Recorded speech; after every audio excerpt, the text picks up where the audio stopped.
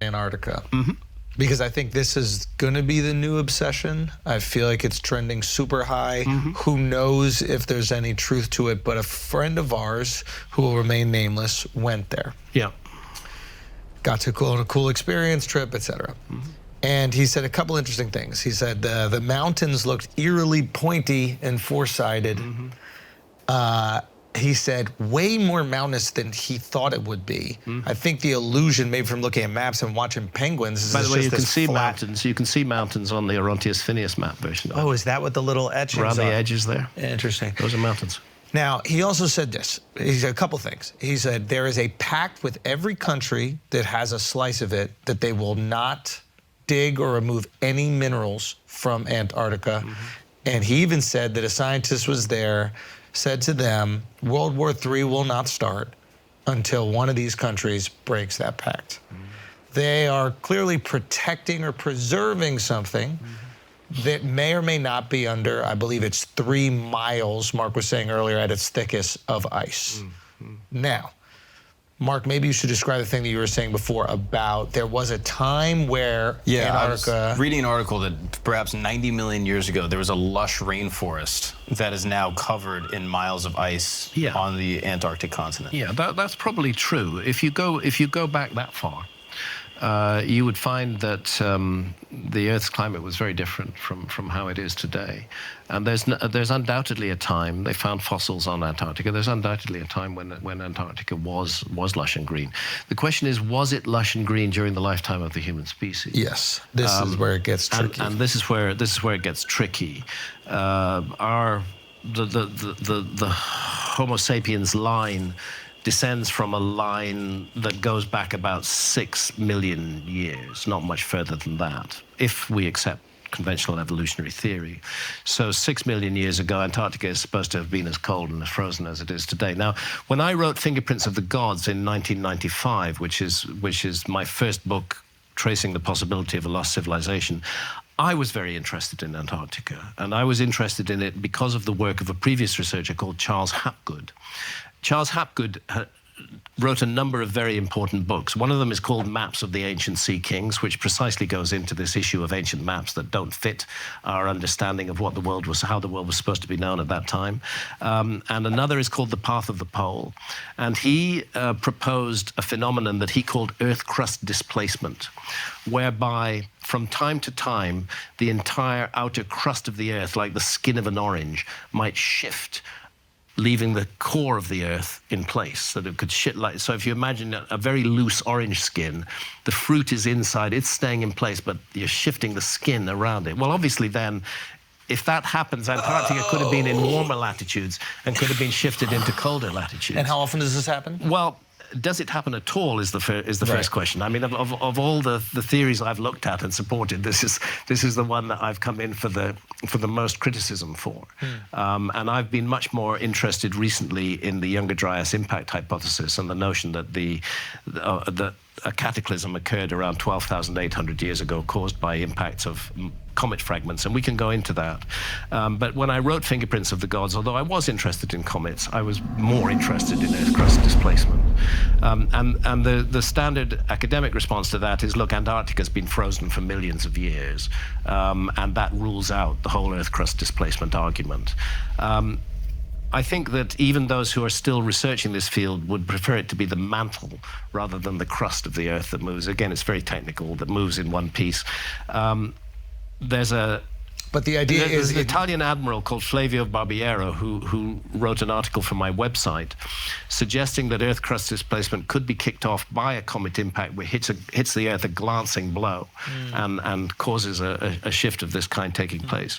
But by and large, I don't argue these days that Antarctica and Earth crust displacement are the mechanism we should be looking at. I'm much more interested in the very solidly scientifically grounded Younger Dryas impact. Back in 1995, when I wrote Fingerprints of the Gods, I was searching around for many possibilities that could have caused a global cataclysm in the range of 12 to 13,000 years ago, because that's what all the astronomy pointed at, 12 to 13,000 years ago.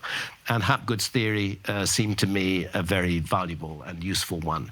I still won't write it off. I won't dismiss it entirely, but I've shifted in the direction of the Younger Dryas impact hypothesis, simply because I'm in a constant argument with mainstream academia. And the issue to me, the most important issue to me, is the issue of a global cataclysm at the end of the Ice Age. What caused that cataclysm is a secondary issue. The cataclysm itself is the primary issue.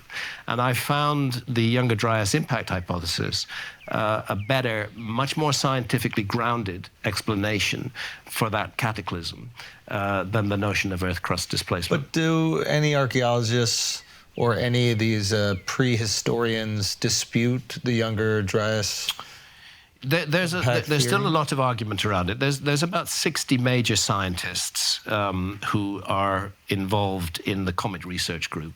They're all credentialed scientists. They've all published dozens of papers in peer-reviewed journals, including Nature, including Scientific Reports, and many, many others on the hypothesis. But there's also a group of academics who are opposed to it and dispute that any impact ever took place. And then, even in those who do accept that the Younger Dryas was a cataclysm, some think that it may have been caused by solar activity rather than by comet impact. How would that work? Well, it could work at the end of the Younger Dryas. There are two moments in the Younger Dryas. The beginning is 12,800 years ago. It's a very strange moment in Earth history. This is when This is when the world's climate, which has been warming up for a few thousand years, the Ice Age is still very much present. Have big ice caps on North America, big ice caps on Northern Europe, but it's been warming up gradually. And then 12,800 years ago, two things happened at once. First, a sudden cataclysmic drop in climate. It gets incredibly cold. As cold as it was at the peak of the Ice Age more than 20,000 years ago. It gets incredibly cold, but then puzzlingly, there's a release of water into the world ocean. I say puzzlingly because when the Earth is freezing, you would not expect meltwater to be going into the world ocean. It should be staying on the ice caps. And I cite the work of Cesare Miliani and his work on the submergence of Bahamian corals. This is how do you know that sea level rose? There are certain corals that can only exist within a certain number of feet of the sea's surface. Because they need the sunlight. Yeah, and when they drown, that tells you the sea level has risen. And they point to a significant sea level rise 12,800 years ago at exactly the moment of this deep freeze. The comet impact hypothesis explains that, because it says that the shock at the heat of the impact of large fragments of a comet on the North American and European ice caps would have been sufficient to release that freezing water into the world ocean, to cut the Gulf Stream. That's the central heating system of our planet. It's called the global meridional overturning circulation. It's these currents of warm and cold water that flow around the planet, and the Gulf Stream was cut and the Earth got extremely cold. So I think the comet impact hypothesis does best explain that. But so just real quick, so comet hits, cuts the Gulf Stream. Cutting the Gulf Stream cuts the Gulf Stream because it releases a huge quantity of meltwater from the North American ice cap almost instantaneously. So the comet hits the ice that is in North America. And Europe. And Europe. That water cuts the Gulf Stream because it releases all this, which was frozen freezing water. Goes into the world ocean. And temperature plummets. But at the same time, there's much more potential water in the oceans, so that when the temperature does rise, now you have that meltwater. Well, now we need to go on. 12,800 years ago, in the 1,000 or 1,200 years after that, that's a window when all the great Ice Age megafauna go extinct. Megafauna are saber-toothed tigers, woolly mammoths, mastodons, giant sloths. The whole collection of famous Ice Age megafauna, they all go extinct in that window. And clearly, they didn't go extinct for no reason. It's the cataclysm of the Younger Dryas that made them extinct. Have you seen what is the gentleman's name? He's a guy who I believe excavates up in Alaska for gold. I'm pretty sure it is. I'm forgetting what it is right now.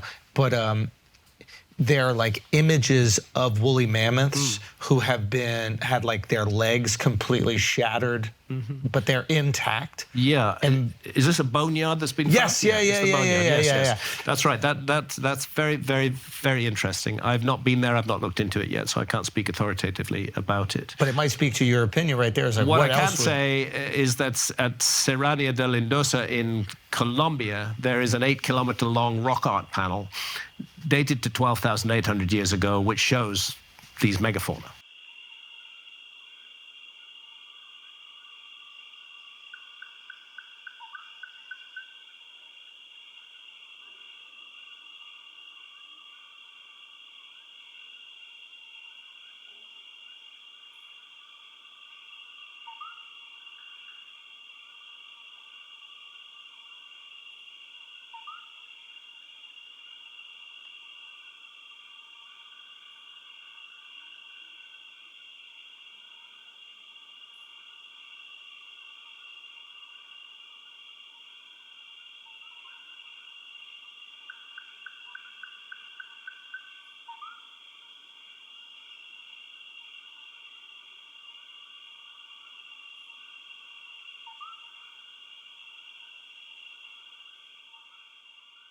It shows many of the extinct megafauna from that period.